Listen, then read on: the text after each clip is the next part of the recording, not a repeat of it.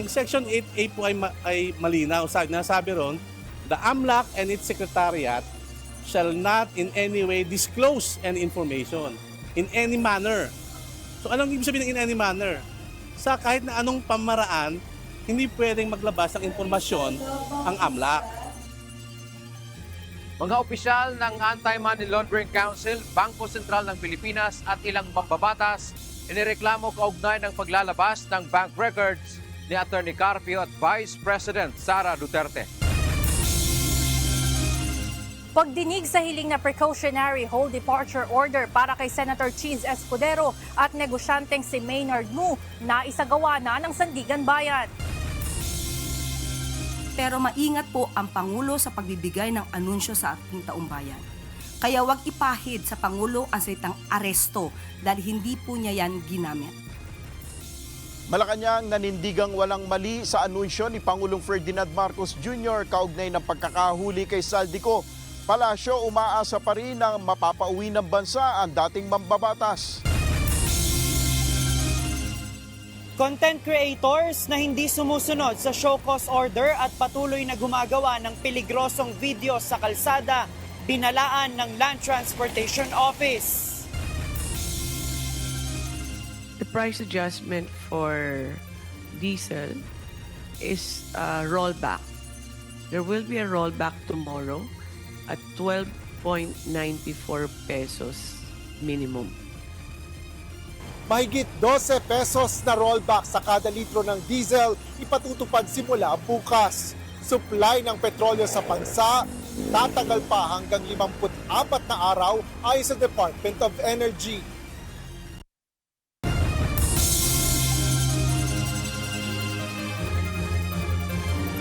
Magandang hapon, Pilipinas at sa buong mundo. Tayo po ay sabayang napapakinggan sa Radyo La Verdad 1350, ang UNTV Radio. At una sa ating mga balita. Naharap sa mga kasong kriminal ang Governor ng Bangko Sentral ng Pilipinas, ang Executive Director ng Anti-Money Laundering Council at ilang mambabatas na miyembro ng House Committee on Justice. Kaugnay ito ng pagsasapubliko ng bank records ni Vice President Sara Duterte at asawa nitong si Attorney Manasseh Carpio sa nakaraang pagdinig ng Kamara. Ito ang balita ni Dante Amento.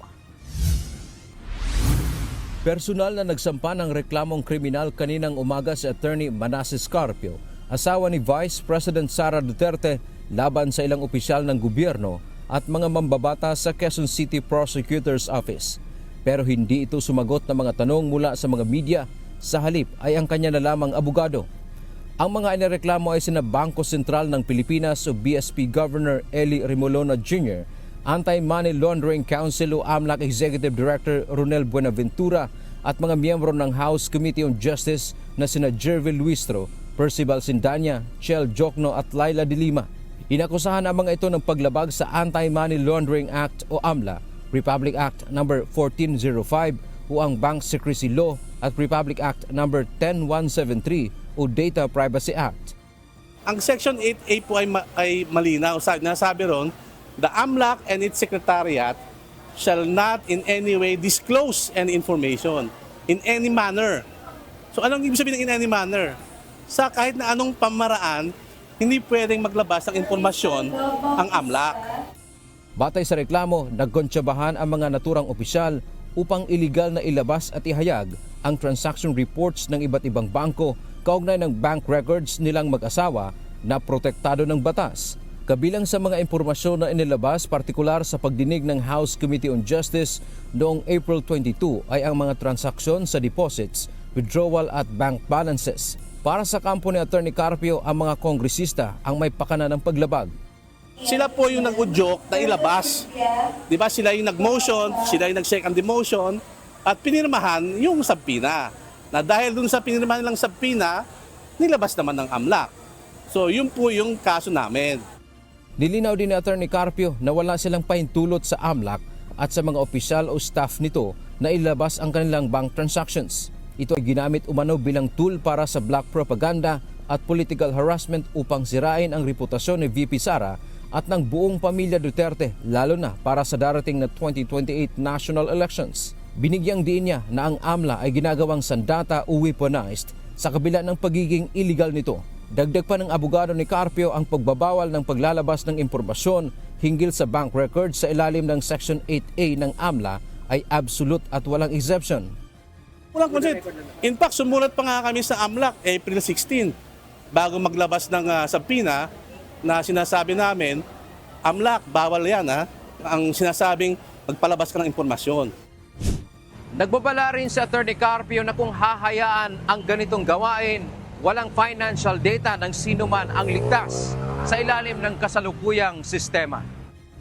Sabi ng BSP, wala pa silang natanggap na kopya ng reklamo at sasagutin nila ito sa tamang forum. Binigyang diin ng BSP na ginagampanan nila ang kanilang mandato alinsunod sa batas. Dante Amento, UNTV, News and Rescue.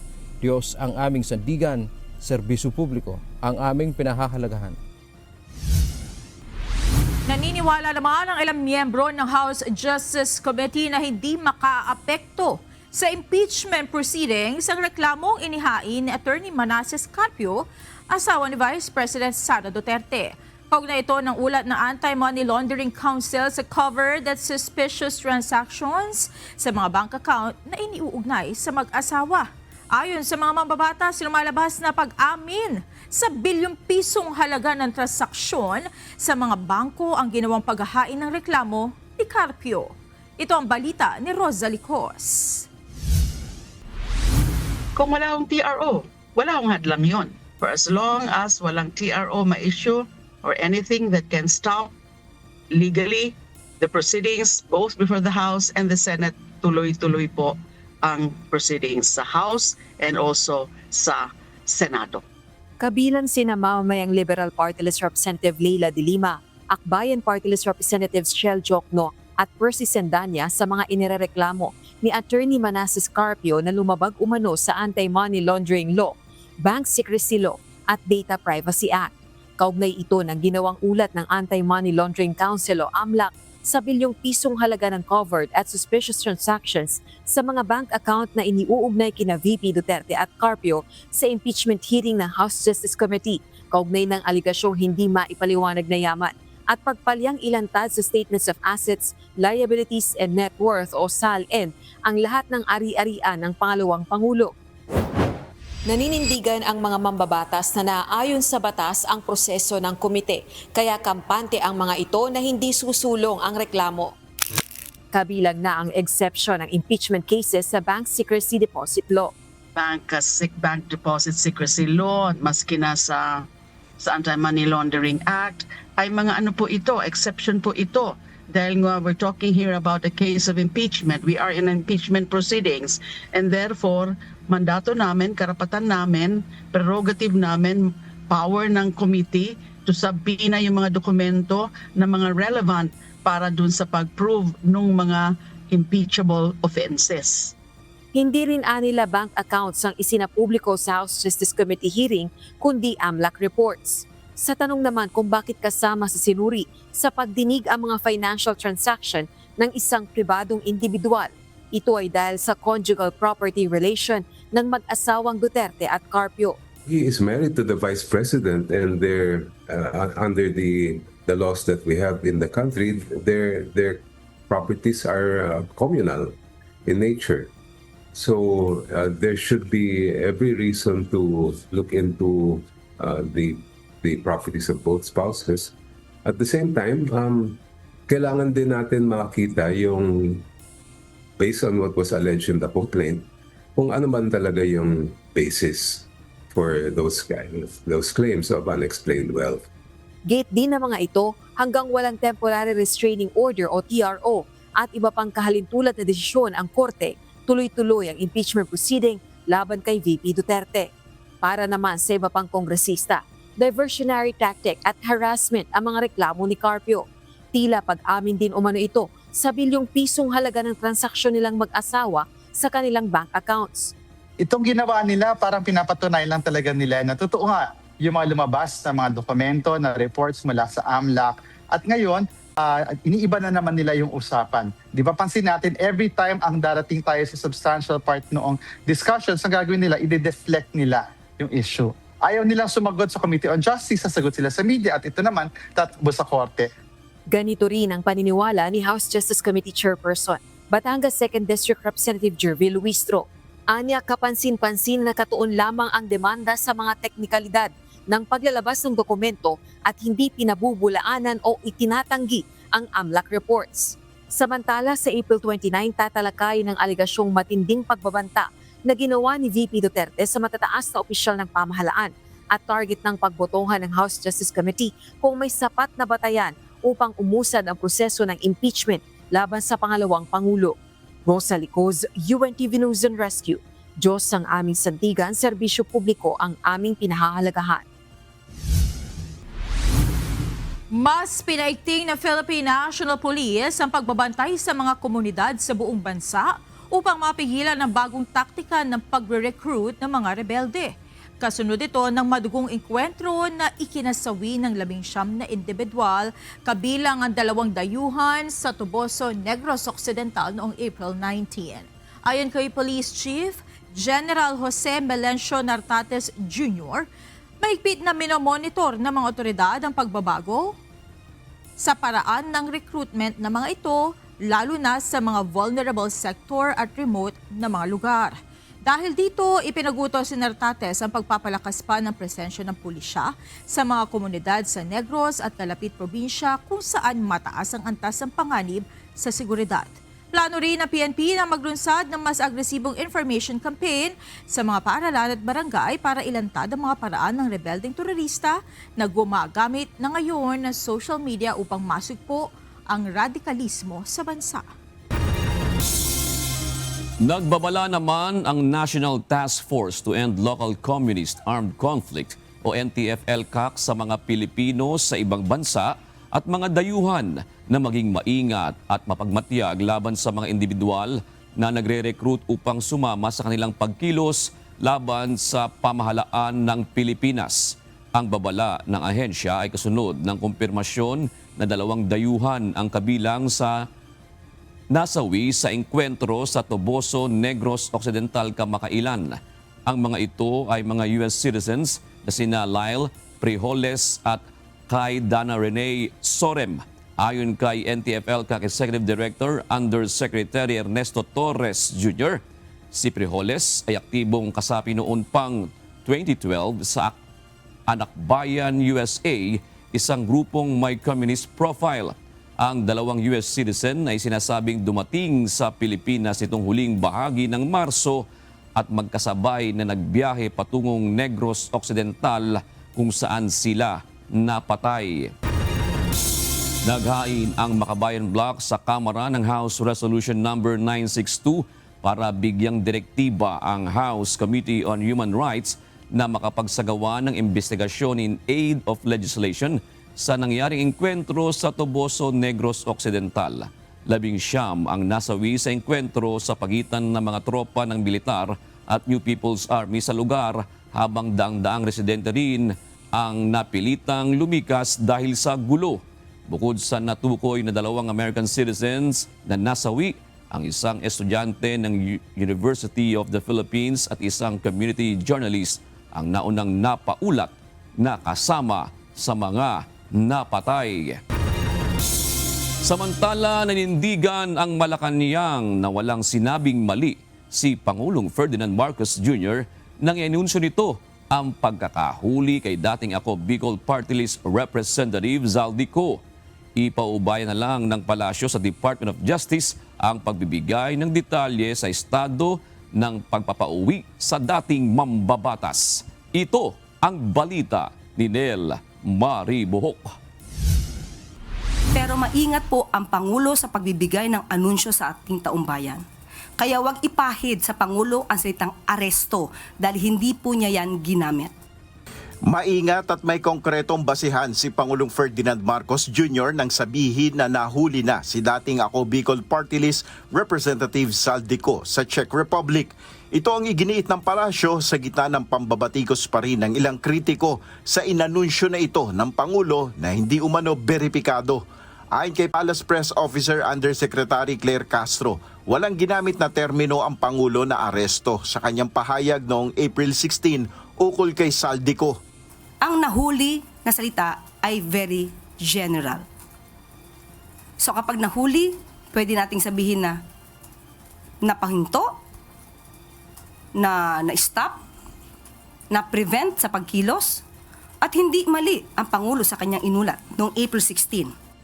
Itinama na rin anya ang nagamit na termino ng Presidential Communications Office sa isang artikulo na pag-aresto sa dating mambabatas dahil na rin sa paggalang sa umiiral na pulisiya sa Czech Republic. Kung ginamit man ito ng PCO, dahil yon ang kanilang pag-translate, most probably salitang nahuli. But, nung nalaman na hindi ito ang terminong ginagamit ang Czech Republic, yan po naman ay ating iginalang. At pina-correct na lang po natin nang naaayon din po sa nais na salita na o termino ng Czech Republic. Ayon sa palasyo, ipapaubayan na lamang nila sa Department of Justice ang pagbibigay ng detalye ukol sa estado ng pagpapauwi kay Saldico na isa sa pinaka-controversial na personalidad na isinasangkot sa anomalya sa flood control projects. Hindi po natin sa ngayon masasagot ito dahil kinokolekta pa po ni Secretary Vida ang mga impormasyon patungkol po dito. At sa ngayon po, muli, si Secretary Vida lamang po ang maaari magbigay sa inyo ng anumang detalye. Sa kabila nito, hindi pa rin nawawala ng pag-asa ang Malacanang na maiuuwi agad sa Pilipinas ang dating mambabatas. Sino ba naman ang hindi dapat maging hopeful? Lahat tayo dapat hopeful. So yun na lang natin. Ang gusto natin, maiuwi dito si Saldico at yun ang nais ng Pangulo. Nel Maribuhok, UNTV News and Rescue, Diyos ang aming sandigan, serbisyo publiko ang aming pinahalagahan. Nagsagawa na summary hearing ang Sandigan Bayan sa Helena Office of the Ombudsman na pagbawalang makaalis ng bansa si dating Senate President Chis Escudero at ang negosyanteng si Maynard Ngu. Sa ngayon ay hihintayin na lamang ang magiging desisyon kung pagbibigyan nito ng korte. Ito ang balita ni Van Alvarez. Tapos nang dinggin ng Sandigan Bayan ang ex parte application para sa Precautionary Whole Departure Order o PHDO na inihain ng Office of the Ombudsman laban kay dating Senate President Chis Escudero at ang businessman at dating Special Envoy to China na si Maynard Ngu. Inilalabas ng korte ang PHDO upang utusan ng Bureau of Immigrations na pigilang lumabas ng bansa ang sino man na posibleng takasan ang investigasyon o paglilitis sa kanya dahil sa isang krimen. Kasalukuyang iniimbestigahan ng Office of the Ombudsman sina Escudero at Ngu dahil sa aligasyong sangkot sila sa flood control scandal. Unang idinawit ni dating Department of Public Works and Highways Undersecretary Roberto Bernardos Escudero na umano'y tumatanggap ng kickback mula sa infrastructure projects, kung saan bagman naman umano nito si Ngu, bagay na itinanggi na ng mga ito. Ayon sa anti-graft body, ngayong Mayo ay asahan na ang pagsasampa nila ng mga kaso sa korte. Pero malapit na ho yan, malapit na ho. There are senators, congressmen, and yung dalawa pong masterminds or master plunderers na sinasabi ni Ombudsman, yung former speaker and the former Senate President. Sa isinumite nilang mosyon sa Sandigan Bayan, posibleng plunder, graft, indirect bribery ang kaharapin ng mga ito sa hukuman. Ngayong araw, pinili ng Sandigan Bayan 6th Division na gawing closed door o pribado ang pagdinig sa PHDO application. Ito'y upang mapanatili ang confidentiality ng mga testigo at mga ebidensyang ipinresenta ng prosekusyon.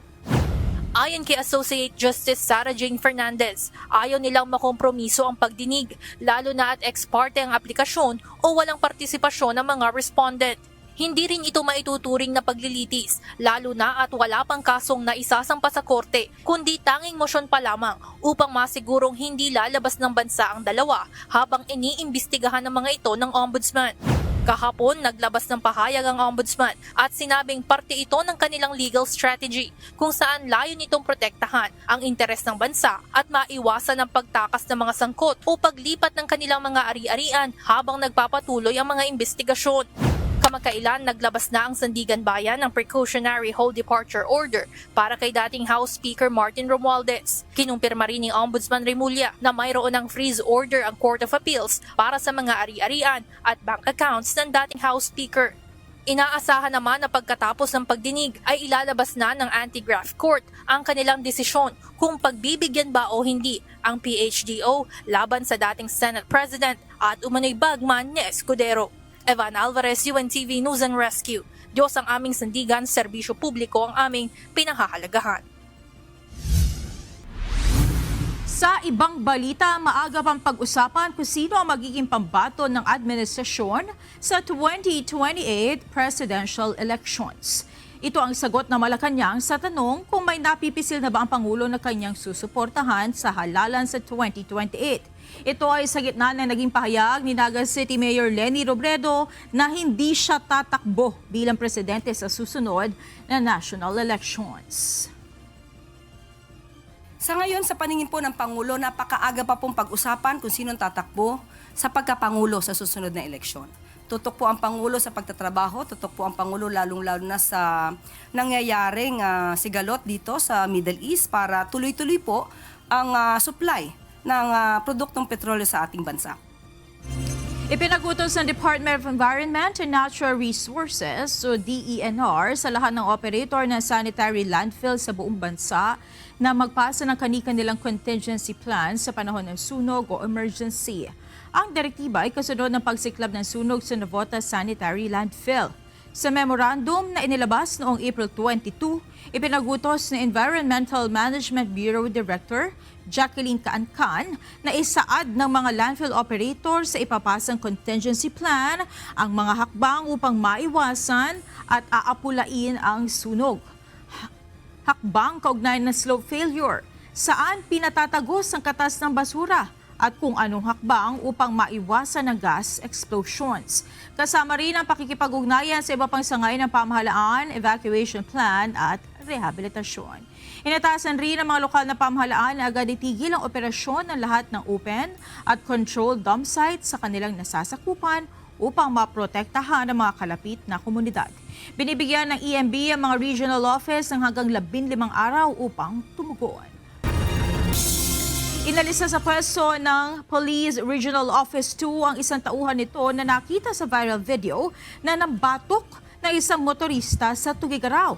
Ayon kay Philippine National Police Public Information Office Chief Brigadier General Randolph Tuanyo, bukod sa police ay inalis na rin sa pwesto ang immediate supervisor nito. Batay sa ulat, tumakas sa motorista sa kinasasangkutan nitong aksidente, ngunit nang maghabulan ay naabutan ng mga pulis nang ito'y maaksidente. Ayon sa mga otoridad, nasa ilalim ng impluwensya ng alak at may dala ring kutsilyo ang suspect.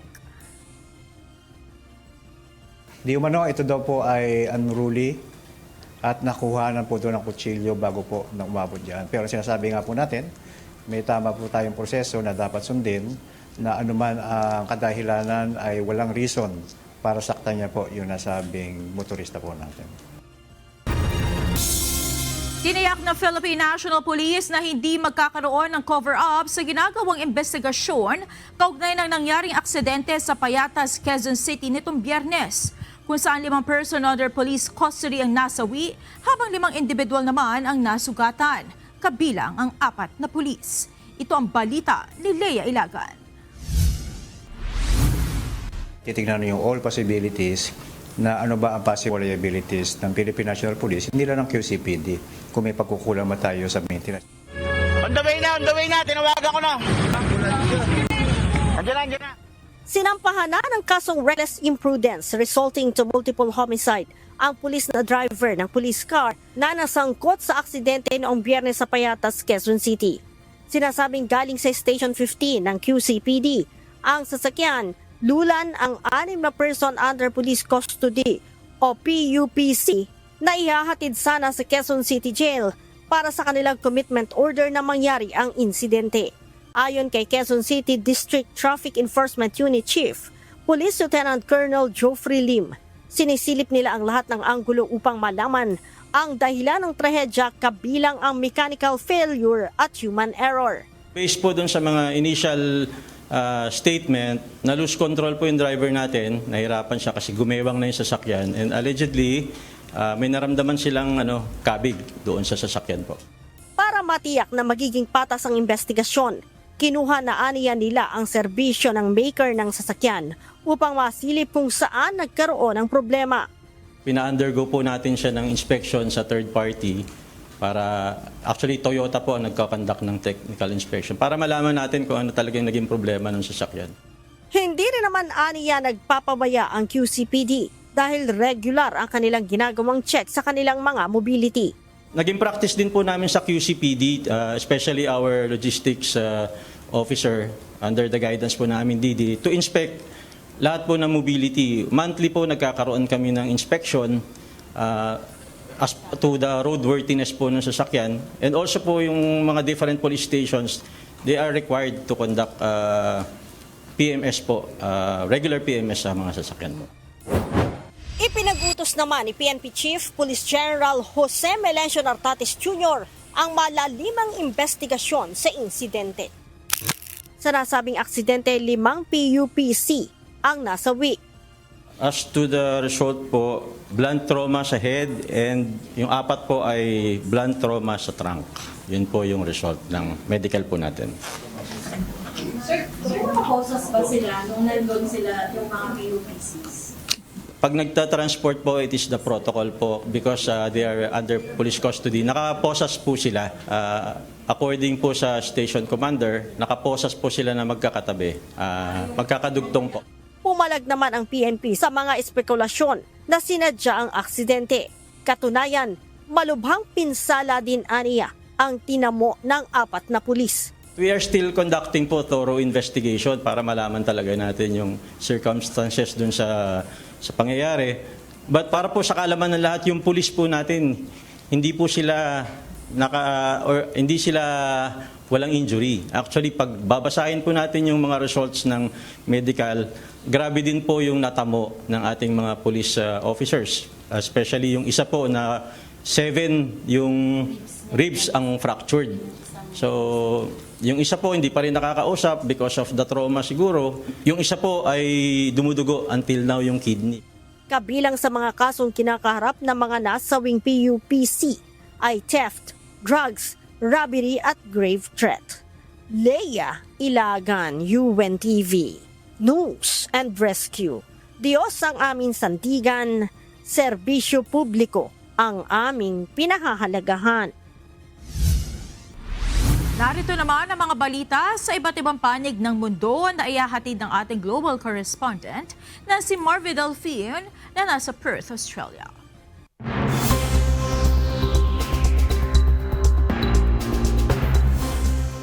Magandang gabi naman sa inyo dyan sa Pilipinas. Kinumpirma ni US President Donald Trump na isang Secret Service officer ang nasugatan sa nangyaring pagtatangkang pamamaril sa kanya. Samantala, iniimbestigahan na ng Federal Bureau of Investigation ang pangyayari kung may iba pang kasama ang suspect. Ito ang balita ni Noel Poliarco. One officer was shot. He was shot from very close distance with a very powerful gun. And the vest did the job. I just spoke to the officer and he's doing great. It's very high spirits. And we told him we love him and respect him. And he's a very proud guy. He's very proud of what he does. Ligtas ang isang Secret Service agent na promotekta kay US President Donald Trump sa nangyaring shooting sa Washington Hilton Hotel sa Washington, D.C. kasabay ng isinasagawang White House Correspondents' Dinner. Ayon kay US President Donald Trump, isinugod sa ospital ang nasabing Secret Service officer dahil sa tinamong injury nang humarang kay Trump. Malaking tulong aniya ang suot nitong bulletproof vest kaya hindi malubha ang kanyang tama. Agad na nahuli ang suspect na kinilalang si Cole Allen, 31 anyos at nakatira sa Torrance, California. Armado ang suspect ng isang shotgun, isang handgun at iba't ibang uri ng patalim o kutsilyo ayon sa Metropolitan Police Department. Man charged a security checkpoint armed with multiple weapons. And he was taken down by some very brave members of Secret Service, and they acted very quickly. Bagaman naniniwala si Trump na nag-iisa ang suspect, hindi napakasisiguro ang Federal Bureau of Investigation o FBI. Bukod sa nagsasagawa na ito ng investigasyon sa suspect, nanawagan rin ang FBI sa sinumang may impormasyon kaugnay ng aktibidad nito at kung posible na mayroon itong ibang kasama. The FBI was rapidly deployed onto the scene, took over the evidence response unit, is examining all the ballistics that were found on scene to include the long gun and the shell casings. Make no mistake, we are conducting witness interviews. If you have any information whatsoever related to this event, 1-800-CALL-FBI. 1-800-CALL-FBI. No piece of information is too small. No piece of information is inadequate.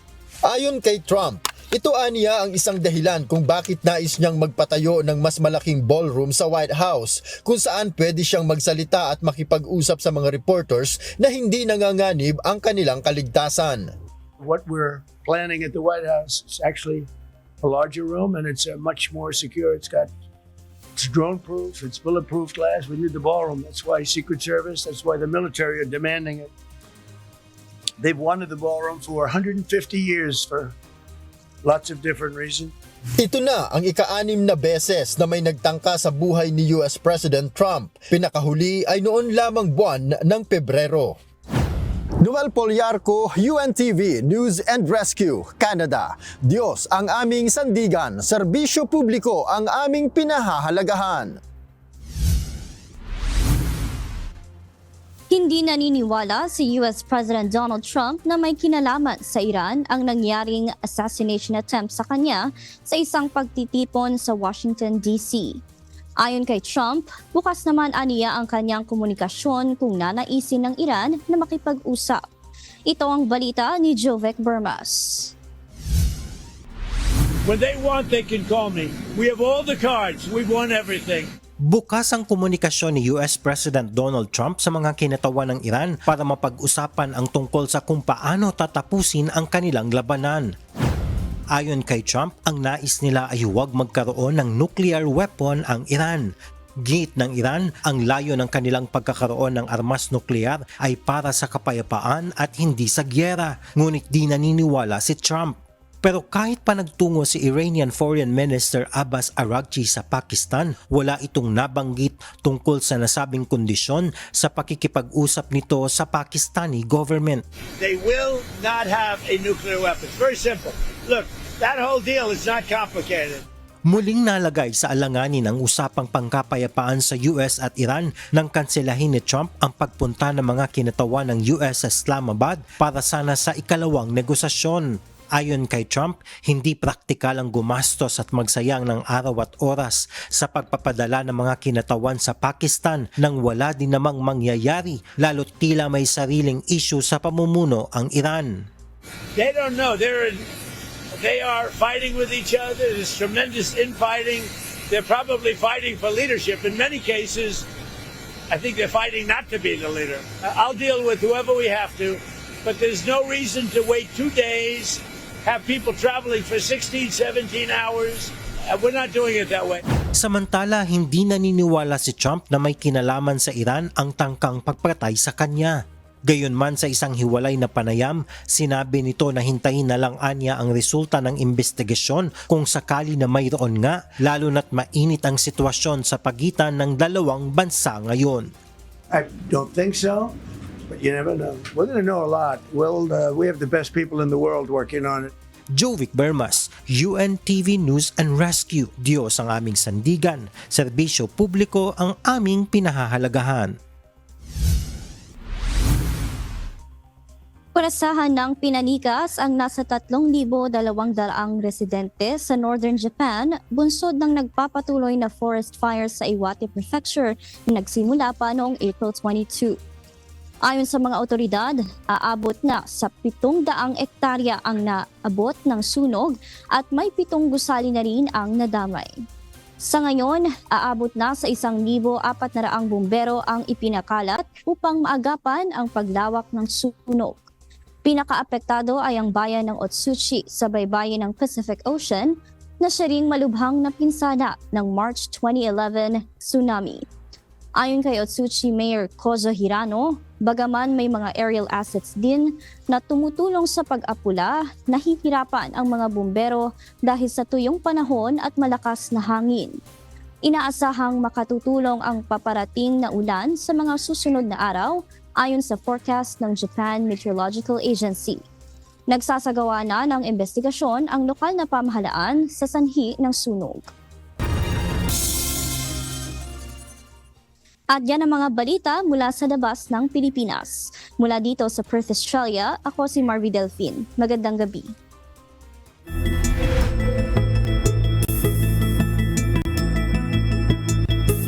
Inaasahan ang patuloy na pagtaas ng temperatura sa iba't ibang lugar sa bansa na inaasahang aabot hanggang 44 degrees Celsius.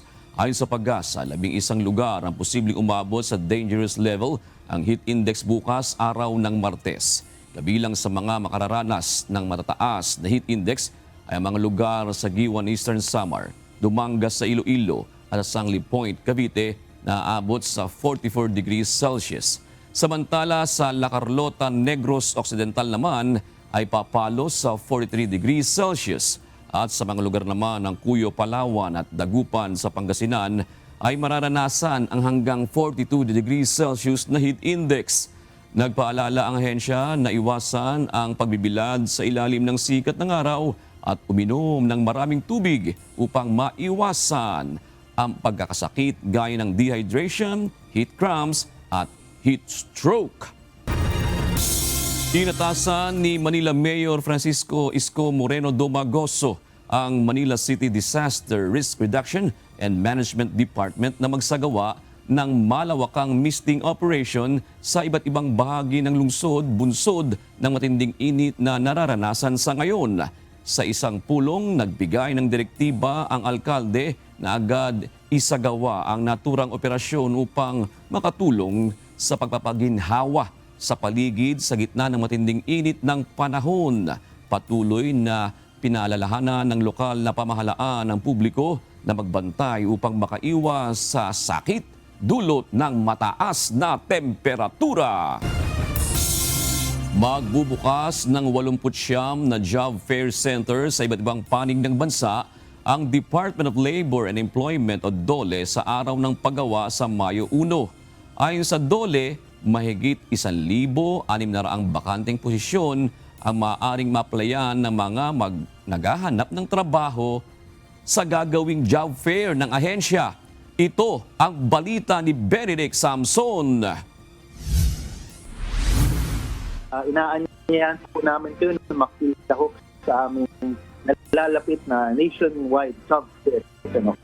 Itong darating na May 1. Nakahanda na ang Department of Labor and Employment o DOLE para sa gagawing malawakang job fair sa bansa kasabay ng pagdiriwang ng ika-124 na anibersaryo ng Labor Day. Ayon kay DOLE spokesperson, Assistant Secretary Leonard Constantine Serrano, mayroong 89 job fair sites na bubuksan nationwide kung saan nasa 1,700 employers na magbubukas at tatanggap para sa nasa 165,000 na bakanteng trabaho.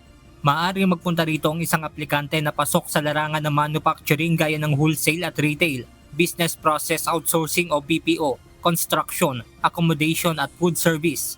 Bukas ito para sa mga mayroon ng experience at maging sa first-timer. Meron po tayong tinatawag na Career Development Support Program.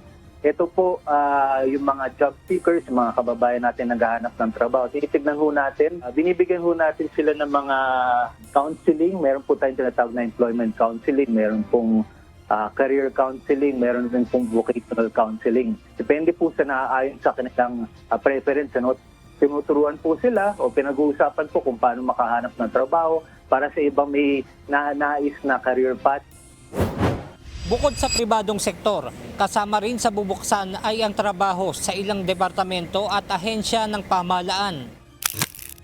May babahagi rin po natin sa mga naghahanap ng trabaho sa ating mga kababayan ang mga bakanteng trabaho sa government agencies. Kasi may rin po yan para ho yung mga kung ano ho ba sa preference nila, maaari silang mapapalob dito sa mga trabahong ito. Ayon pa sa tagapagsalita ng DOLE, magkakaloob din ng serbisyo ang National Bureau of Investigation, Philippine National Police, PhilHealth at Pag-ibig. Libre naman ang NBI at police clearance para sa mga first-time job seeker. Samantala, paalala naman ng DOLE na bago pumunta sa job fair sites ay tiyakin na nakahanda ang sarili para sa job interview at magdala ng updated resume, diploma at training certificate na angkop sa papasukang trabaho. Benedict Samson, UNTV News and Rescue. Diyos ang aming sandigan, serbisyo publiko ang aming pinahahalagahan. Muling magpapatupad ng rollback sa diesel at kerosene simula bukas, April 28. Samantala, bahagya namang tataas ang presyo sa kada litro ng gasolina. Tiniyak naman ng Department of Energy na may sapat pa ring supply ng mga produktong petrolyo sa bansa. Ito ang balita ni Asher Cadapan Jr. The price adjustment for diesel is a rollback. There will be a rollback tomorrow at 12.94 pesos minimum. Sa ikatlong magkakasunod na linggo, big-time rollback na naman ang ipatutupad sa diesel simula bukas April 28 hanggang May 4. Ito ang inanunsyo ng Department of Energy o DOE sa gitna ng epekto ng tensyon sa Middle East sa supply at presyo ng mga produktong petrolyo. Ayon sa DOE, sa 12 pesos and 94 centavos na bawas sa presyo ng kada litro ng diesel, pinakamababang presyuhan nito sa mga gasolinahan ay 75 pesos and 93 centavos per liter. Pinakamataas na presyo naman nito ay aabot ng halos 102 pesos sa bawat litro. Malaki rin ang pagbaba sa presyo ng kada litro ng kerosene na umaabot ng 15 pesos at 71 centavos. Habang ang gasolina, kabilang na ang unleaded gasoline, ay bahagyang tataas ng 53 centavos kada litro. Paliwanag ni Energy Secretary Sharon Garin, magkakaiba ang presyo ng mga produktong petrolyo sa bawat gasolinahan. Bunsod nito, maaaring i-apply ang mga price adjustment na ito para makuha ang aasahang presyo ng petrolyo sa parehong gasolinahan na pinagkakargahan. Bakit po merong range? Kasi tignan nyo po ang gas station ninyo, iba-ibang gas station, iba yung presyo. Dahil depende yan kung malayo siya sa depot or inland siya, malayo i-deliver, mas magastos yung pag-deliver doon sa gas station na doon. So mas mahal po ang benta. Or minsan po iba-ibang brand, iba-iba rin yung presyo nila. Sa taya ng DOE, umaabot ng nasa 34 million liters ang nakokonsumong diesel ng bansa sa kada araw. Sa kabila nito, hindi naman anya bumababa ang bilang ng mga araw ng supply ng mga produktong petrolyo dahil tuloy-tuloy rin ang deliveries nito mula sa iba't ibang bansa. Sa datos ng DOE, umaabot ng mahigit 50 araw pa ang supply ng diesel at gasolina sa bansa. Pinakamarami naman ang kerosene na umaabot ng mahigit 168 days habang pinakakakaunti ang reserba ng liquefied petroleum gas or LPG na nasa 38 days na lang. Ang total ng country na average is 54 days, which is a good number because if you order from America, South America, or North America, it will take about 30 days for it to be delivered here. If you order from Southeast Asia or neighboring Asian countries, that's about 15 days maximum for it to be delivered here. Some could even be as short as 7 days. Inihayag naman ng DOE na na-deliver na rin sa bansa ang lahat ng 4 na diesel shipment na binili ng pamahalaan. Ito ang mahigit 178 million liters na krudo na binili sa pamamagitan ng Philippine National Oil Company Exploration Corporation o PNOC-EC. Sa ngayon ay wala pang nakalinyang paparating na supply sa buwan ng Mayo. Anila, kailangan nilang balansehin ang pagbili ng pamahalaan ng supply at ng mga pribadong kumpanya ng langis na direkta ring bumibili ng gasolina at diesel. Hanggang 60 araw lang rin anila ang kapasidad ng bansa sa pag-iimbak ng petrolyo kaya dapat pangasiwaan ang dami ng konsumo at pagbili ng supply. Asher Cadapan Jr., UNTV News and Rescue. Diyos ang aming sandigan, serbisyo publiko ang aming pinahahalagahan. Nagpaliwanag ang Malacanang kung bakit may mga barangay na hindi nabigyan ng ayuda sa probinsya ng Batangas. Kasunod ito ng social media post si Batangas 1st District Representative Leandro Leviste kung saan kinwestiyon ito kung bakit hindi ibinigay ang 200,000 pesos na ayuda sa 84 na barangay sa lalawigan. Kaugnay ito ng event ni Pangulong Ferdinand Marcos Jr. noong Biyernes sa Batangas City kung saan nagbigay ito ng 200,000 financial aid sa bawat barangay. Paliwanag ni Palace Press Officer Undersecretary Claire Castro, hindi sila nabigyan dahil sa problema sa mga dokumento. Sa ating pagkakaalam at sinabi sa atin, may mga barangays daw na hindi kinumpleto ang mga documents. At hindi po maaari mabigyan agad-agad ng ayuda kapag walang dokumento dahil magiging subject ito sa COA report. So, yung mga barangays na hindi nakapagsumite, hindi pinagsumite, pinilit na wag magsumite ng dokumento, wag po sila mawalan ng pag-asa. Dahil ang sabi ng Pangulo, bawat bayan makikinabang, bawat barangay makikinabang, walang pinipiling kulay dito, lahat po kayo ay bibigyan ng ayuda. Nagbabala ang Land Transportation Office o LTO sa mga content creator na gumagawa ng mga peligrosong videos sa kalsada. Ayon sa ahensya, hindi pwedeng ipagsawalang bahala ng mga ito ang mga show cause order na inilabas ng ahensya dahil may kaakibat itong mabigat na parusa. Ito ang palitan ni JP Nunez. Sa mga vlogger natin, mga kababayan, content creator, dapat maging responsable sila. Huwag nilang i-challenge ang LTO na hindi sila actionan. Kasi kapag mali yung pinakikita nila sa video, hindi kami titigil at huhulihin talaga namin sila. May mga vlogger o content creators na naglalabas ng mga peligrosong video habang nasa kalsada na mga inisyuhan ng show cause order ng Land Transportation Office o LTO. Ayon kay LTO Chief Assistant Secretary Marcus Lacanilaw, may ilan sa mga ito ang ipinagwawalang bahala lang ang iniisyong show cause order ng ahensya.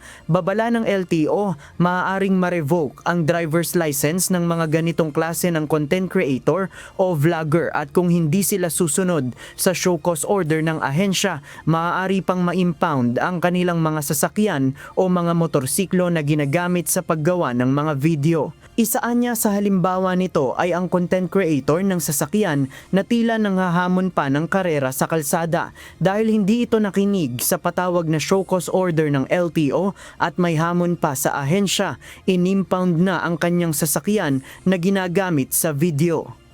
So kami sa LTO, sir, hindi po natatapos sa show cause lang o ma-revoke yung license.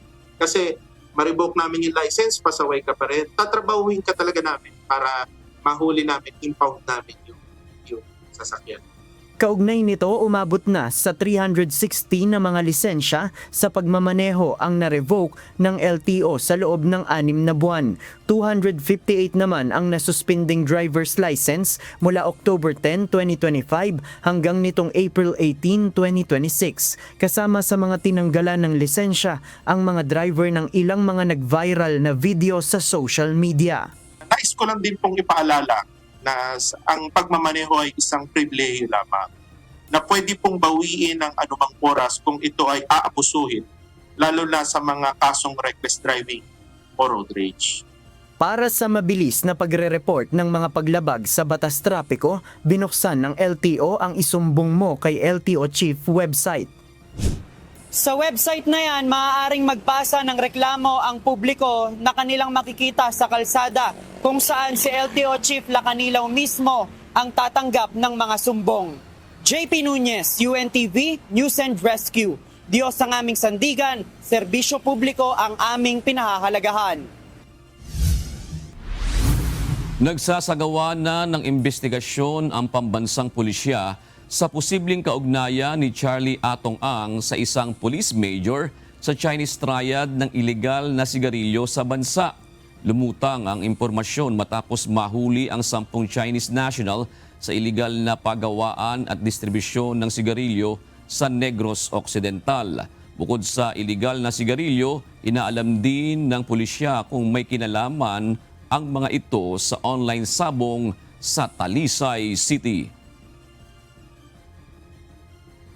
Dalawa po ang pinupuntahan ng investigations po ng CIDG. Yung possible link nga po ni Atong Ang sa nasabing operations at yung pong link naman ng nasabing police major kay Atong Ang bilang operator po niya sa nasabing isabong. Kaugnay nito, inalis na sa pwesto sa Bacolod City ang nasabing police major na dating naging provincial director din sa Negros Island Region.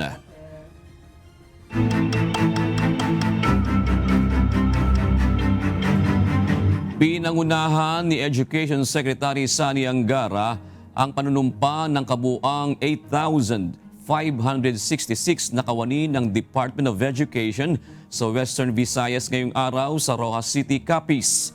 Ang nasabing panunumpa ay bahagi ng Expanded Career Progression System ng Kagawaran. Naroon din sa lugar si Pangulong Ferdinand Marcos Jr. at First Lady Liza Marcos upang saksihan ang kanilang panunumpa. Ayon kay Angara, ang ginanap ngayong araw ang pinakamalaki sa bilang ng mass oath-taking ng DepEd. Sa nasabing bilang, may 57 kawani ang mayroon ng 35 years sa serbisyo. Magpapatupad ng No Sailing Day bukas, April 28, sa karagatang sakop ng bayan ng Abulug sa lalawigan ng Cagayan. Pagbabawalan munang pumalaot ang mga bangkero at mga mangingisda upang bigyan daan ang gagawing balikatan exercises. Ang Abulug ay kabilang sa designated area na pagdadausan ng balikatan exercise. Mahigpit na ipinatutupad ng mga Environment Protection Enforcers sa Naga City ang pagsunod ng mga sasakyan kontra noise at air pollution. Samantala, inirekomenda naman ng lokal na pamahalaan sa Panabo City ang pagpapatigil sa pag-rescue sa mga natrap sa tunnel sa lugar dahil sa mataas ang antas ng panganib sa mga responder. Ito ang balita ni Alaman Ansala. Puspusan ngayon ang isinasagawang inspeksyon ng Naga City Environment and Natural Resources Office, katuwang ang Naga City Land Transportation Office, Public Safety at Naga City Police Office upang ipatupad ang vehicle compliance para sa noise and air pollution. Nagsasagawa ng Oplan Sita ang grupo sa iba't ibang barangay sa loob ng syudad ng Naga upang masigurado na sumusunod sa panuntunan ang mga driver ng motor at sasakyan upang makontrol ang polusyon sa lugar. Sa hakbang na ito ng lokal na pamahalaan, mapapahalagahan ang kalinisan ng hangin at maging ang maingay na kapaligiran dulot ng mga sasakyan. 4 na individual na pawang senior citizens ang nasagip matapos lumubog ang sinasakyan nilang motor bangka sa karagatan sa pagitan ng President Carlos P. Garcia Bohol at Barangay Guadalupe, Maasin City. Ayon sa Philippine Coast Guard o PCG, agad silang rumisponde matapos makatanggap ng ulat para sa search and rescue operation noong Biyernes. Pagdating ng SAR team sa lugar, nadiskubre ang 2 lumubog na motor bangka sa karagatan. 4 na individual ang agad na inilipat sa rescue boat ng lokal na pamahalaan, habang ang 3 pang natitirang pasahero ay ligtas na naidala sa baybayin ng Barangay Telmobo. Inirerekomenda ngayong araw ang pagtitigil ng retrieval operation sa tunnel sa Purok 5, Barangay Upper Likanan, Panabo City dahil sa itinuturing ng high hazard o labis na mapanganib ang lugar para sa mga responder. Sa videong ibinahagi ni Bongards Pascual, mapapanood ang pahirapang pag-rescue sa tinatayang 270 talampakang lalim ng hukay na ginawa para sa umano'y treasure hunting activity. Dahil sa matinding peligro sa loob ng tunnel, naging delikado na rin ang pagpasok ng mga responder mula sa LGU Panabo at Bureau of Fire Protection o BFP. Nakikipagpulong na rin sa mga pamilya ng mga biktima ang lokal na pamahalaan, ang kapitan ng Barangay Upper Likanan at ang BFP sa pamamagitan ni City Administrator Pedrito Mesoles upang pag-usapan ang sitwasyon. Kasama sa retrieval operations ang CDRRMO Panabo, Special Rescue Force ng Davao del Norte at Davao City Fire District, PNP Panabo, PNP Explosive Ordnance Disposal Davao del Norte at ang 27th Infantry Battalion ng Philippine Army. Patuloy namang binabantayan ng mga otoridad ang lugar habang pinag-aaralan ang mga susunod na hakbang sa operasyon. Stop! Stop! Stop! Stop! Stop! Stop! Stop! Stop! Alan Manansala, UNTV News and Rescue. Diyos ang aming sandigan, serbisyo publiko ang aming pinahahalagahan. Nag-abiso ang mga otoridad sa mga gumagamit ng e-bike na mag-ingat sa pagpasok o pagdaan sa mga pangunahing kalsada. Kasunod ito ng aksidente na nangyari sa Giginto, Bulacan kung saan nabangga ng isang pampasaherong jeep ang e-bike na pumasok sa MacArthur Highway. Ito ang balita ni Nestor Torres. Sa mga driver ng e-bike, mag-iingat na lang po tayo sa kalsada, especially sa main road. Para kasi sa mga sa mga sasakyan talaga yan, hindi sa mga e-bike yung main road natin. Palagi nating titingnan yung mga sasakyan na paparating. Nagpaalala ang mga otoridad sa mga e-bike driver na maging mas maingat sa pagbabiyahe, lalo na sa mga pangunahing kalsada kung saan mas mataas ang panganib ng aksidente. Ayon sa pulisya, mahalagang sumunod sa mga alituntunin ng ebidalo upang mapanatili ang kaligtasan ng mga nagmamaneho ng electric vehicles at iba pang mga motorista. Kasunod ito ng nangyaring banggaan sa MacArthur Highway sa Barangay Santa Cruz, Giginto, kung saan nasangkot ang isang PWD driver ng e-bike at isang pampasaherong public utility jeepney. Maswerteng nakaligtas ang driver ng e-bike na si Mang Tereso matapos siyang banggain ng paparating na jeep kaninang umaga. Ayon sa mga nakasaksi, mabilis ang takbo ng PUJ kaya wala itong nagawa nang magpang-abot sila sa gitna ng MacArthur Highway. Nakapasok na umano ang e-bike sa kalsada, napilit pa ring umuusad ang jeep. Pasok na yung naka-e-bike. Kaya lang itong PUJ, mga gahama sa pasaheros yan. Kahit na nagpipilit pa rin. Ayon naman kay Mang Tereso, papasok na siya sa kaliwang bahagi ng kalsada nang biglang salpukin ng paparating na jeep. May kakaliwa dyan. Kumaliwa na rin ako at kala ko papasok.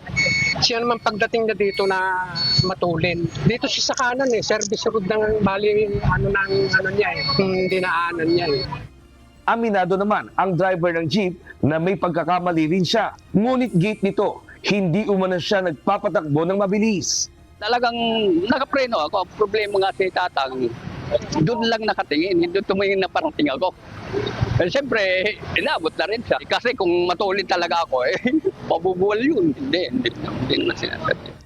Nang dumating ang PNP sa lugar, naabutan pa nilang nagtatalo ang magkabilang panig.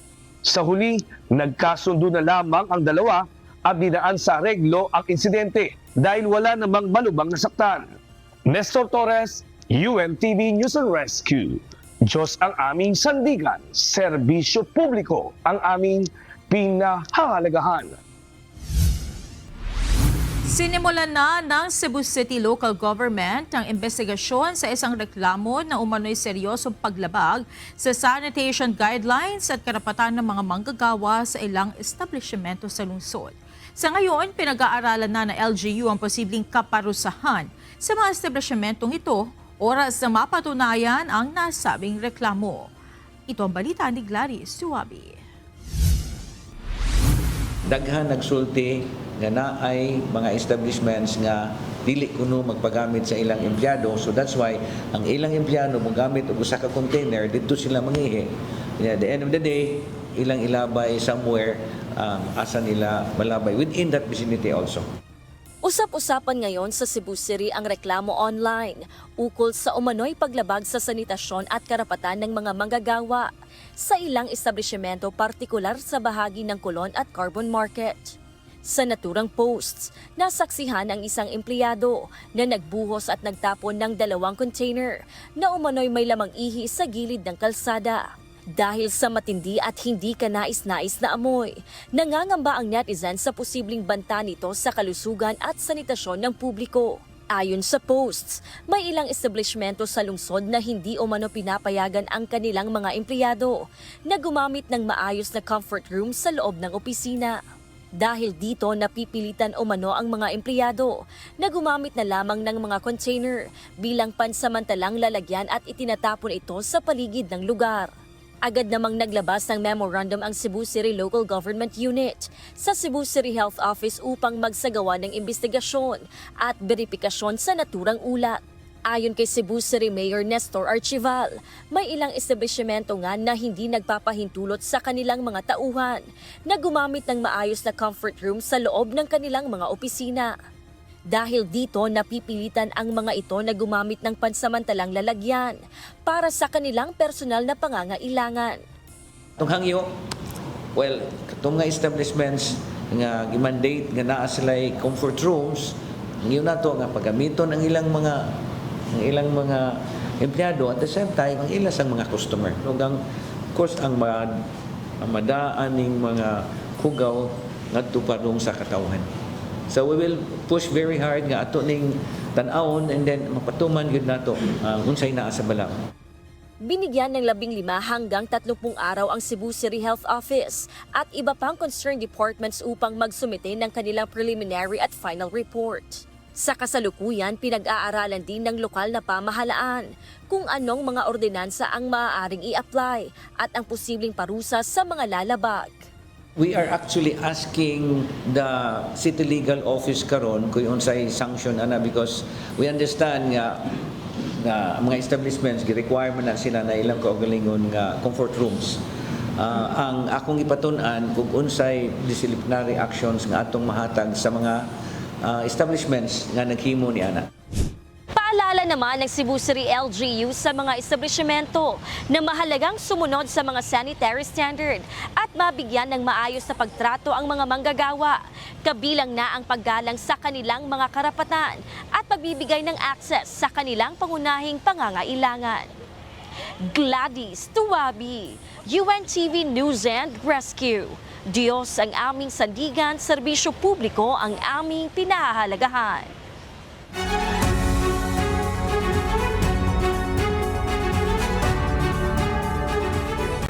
Pinagbawalan ng lumabas ng bansa si dating Senate President Francis Chis Escudero at ang dating Special Envoy to China at negosyanteng si Maynard Ngu. Sa resolusyong inilabas ng Sandigang Bayan 6th Division ngayong hapon, aprobado ang precautionary hold departure order laban sa dalawa. Ipinag-utos na rin ng Anti-Graft Court sa Bureau of Immigration na ilagay sa kanilang hold departure list ang dalawa.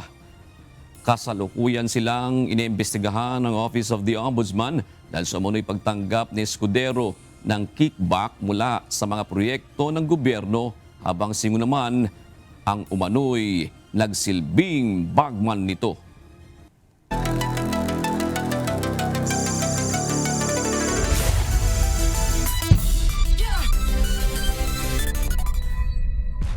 May 2 panalo na ang kuponan ng Office of the President Bagong Pilipinas matapos talunin ang DNR Lawin Patrollers sa laban sa UNTV Cup nitong linggo sa Paco Arena. Isang dominating performance naman ang ipinakita ng Comelec Vanguards matapos nilang tambakan ng 39 points ang DOJ Radiants. Ito ang balita ni JP Nunez. Nang on the break, extra fast, Dunsir sa ilalim, what a top shot! Muling ipinakita ng mga kupunan ang kanilang lakas para makausad sa elimination round ng UNTV Cup Season 12 sa Paco Arena nitong linggo, April 26. Sa umpisa ng triple header match, unang nagtuo sa hardcourt ang Senate Defenders at PhilHealth Health Insurers.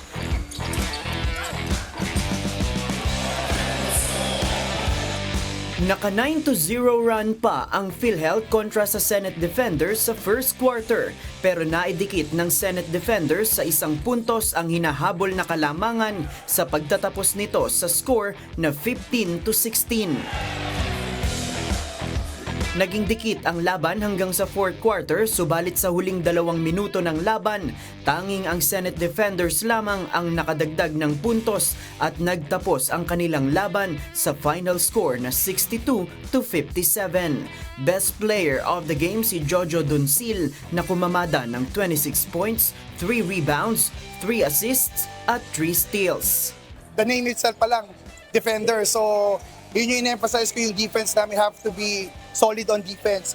We have system na ini-implement na kailangan yung defense namin, yun yung hindi namin i-give up. Basketball is a game of mistake. Mangyayari talaga na mag-commit ng turnovers. Yun nga lang, sobra talaga yung 20. Sa second game, isang dominating performance ang ipinamalas ng Comelec Vanguards kontra sa DOJ Radiants. Naging epektibo ang ginawang ball movement ng Comelec Vanguards sa first quarter pa lang ng laban. Hindi nakahabol ang DOJ Radiants hanggang sa fourth quarter kung saan nagtapos ang game sa final score na 88-49. Best player of the game si Vincent Curador na bumuslo ng 16 na puntos at umambag ng 9 na rebounds at tig-1 assist at steal. Lagi kami nag-aaral kung ano pa dapat namin adjust sa team kasi I'm sure moving forward, marami pa ibang team na mas malakas and bawat laro napanood sa TV, so makapag-adjust ang ibang team. So hindi pwedeng okay na kami, kailangan mag-adjust pa rin. Tuloy-tuloy pa rin yung pag-aaral namin sa larong ito. You should learn how to defend without fouling. Very evident sa game namin, wherein the bigs, my bigs, got early fouls, no? So nahirapan ako. Second gata for 3. Good find coming from Dalatin. At sa third game, pinanatili ng Office of the President Bagong Pilipinas ang kanilang unblemished record matapos talunin ang DENR Lawin Patrollers. Isang epektibong opensa rin ang na-execute ng OP Bagong Pilipinas sa simula pa lang ng laban. Sa pagtatapos ng first half, double-digit ang kailangang habulin ng Lawin Patrollers sa score na 33-50. Nahirapan ng makahabol pa ang DENR Lawin Patrollers hanggang sa magtapos ang laban. Final score 88-71 in favor of OP Bagong Pilipinas. Best player of the game ang rookie na si Rocky Antonares na nagtala ng double-double statistics na 18 points at 18 rebounds. Sa basketball, who controls the rebound controls the game eh. Kasi hindi makakapag-possession yung kabila pag di natin nakokontrol yung rebound eh. Lagi kong remind lahat ng mga big man namin that they need to control the rebound every possession. A loss is a loss, and kudos to OP. Talagang they outworked us. I believe in my boys that we will bounce back. 0-2 is not it's not far, pero we'll do our best for next game. Nakatakda ang schedule ng susunod na mga laban sa May 3, 2026 sa Paco Arena sa Maynila. Sa Game 1, magtutuos ang GSIS Furies at NHA Home Masters. Sa Game 2 naman, ang PhilHealth Health Insurers kontra sa Ombudsman Graph Busters. At sa huling game, ang Judiciary Mages at AFP Cavaliers. Abangan ang mga susunod pang umaatikabong bakbakan sa hardcourt sa Liga ng mga Public Servants. Win in sports, win for charity. JP Nunez, UNTV, News and Rescue. Diyos ang aming sandigan, serbisyo publiko ang aming pinahahalagahan.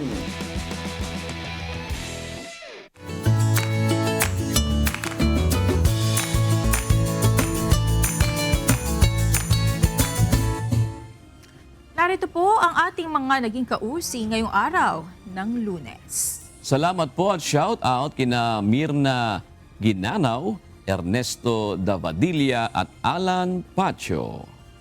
Gayon din kay Mark San Diego, Vicente Pitos Jr. at Ricky Asignacion. Samantala mga kasambahay, kung may mga istorya po kayong nais balikan sa Ito Ang Balita, pwede nyo po ito muling mapanood sa aming mga official social media account. Magtungo lamang po sa UNTV News and Rescue YouTube channel at i-click ang subscribe button. Gayon din sa aming Facebook, Instagram, X at TikTok accounts. Mapapanood nyo rin po rito ang iba pang news programs ng UNTV, pati na ang iba pang video ng nag-iisang public service channel. Kaya subscribe, like, and share. Narito naman ang salita ng Diyos na ating sandigan mula sa aklat ng awit 90:12 na nagsasabi, "Kaya ituro mo sa amin ang pagbilang ng aming mga kaarawan upang kami ay magtamo sa amin ng pusong may karunungan."